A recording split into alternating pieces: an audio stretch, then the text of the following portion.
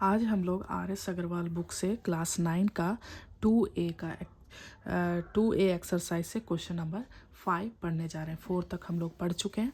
सो हम question number 5 solve करेंगे।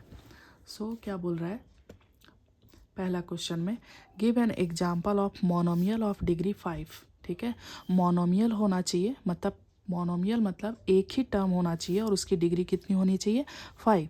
सो हम कोई भी नंबर लिख के और उसका डिग्री में 5 लिख सकते हैं। ठीक है, जैसे हमने लिख दिया ये एक ही टर्म है और वेरिएबल पर पावर कितना है 5। सो इसकी डिग्री कितनी हो गई 5 और एक टर्म होने की वजह से ये क्या हो गया मोनोमियल हो गया। नेक्स्ट है, give an example of binomial of degree 3।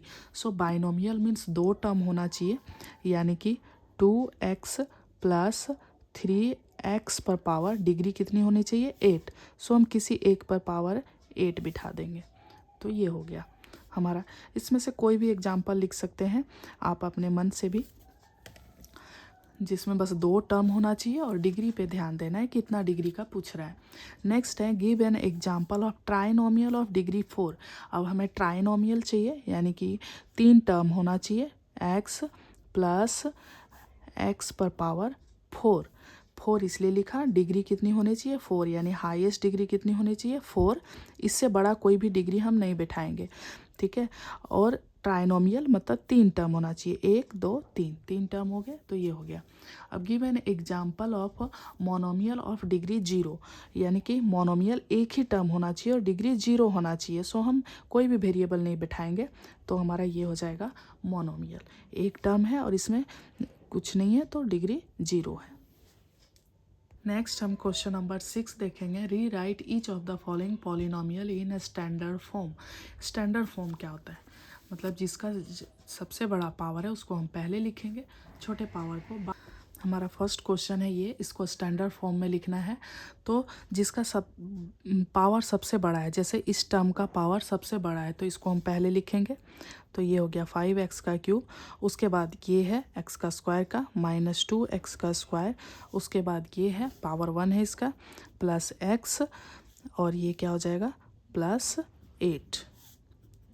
ठीक है, नेक्स्ट क्वेश्चन है हमारा ये, तो इसमें सबसे बड़ा पावर किसका है, पावर सबसे बड़ा ये है तो इसको पहले लिखेंगे 2y पर पावर 3, उसके बाद ये है तो हो जाएगा 4y का स्क्वायर, उसके बाद ये है माइनस के साथ है तो इसको हम माइनस के साथ लिखेंगे 3y, और उसके बाद ये कांस्टेंट टर्म है तो इसको हम लिखेंगे 2/3। मतलब जो जिस वेरिएबल में सबसे बड़ा पावर है उसको हम सबसे पहले लिखेंगे। अब इसमें देखते हैं, इसमें देख x पर पावर 5 सबसे बड़ा वेरिएबल ये है तो ये लिखेंगे x पर पावर -5, उसके बाद ये 3 है तो इसको लिखेंगे 6x का क्यूब, उसके बाद ये है तो इसको लिखेंगे -3x का स्क्वायर, और उसके बाद क्या है हमारा ये है पावर 1 है इसमें तो 2x। नेक्स्ट है, इसमें भी सबसे बड़ा पावर किसका है ये, तो t पर पावर 4, उससे बाद कौन सा है ये, तो इसको लिखेंगे -3t का क्यूब, उसके बाद स्क्वायर है तो -t का स्क्वायर, उसके बाद प्लस t और उसके बाद प्लस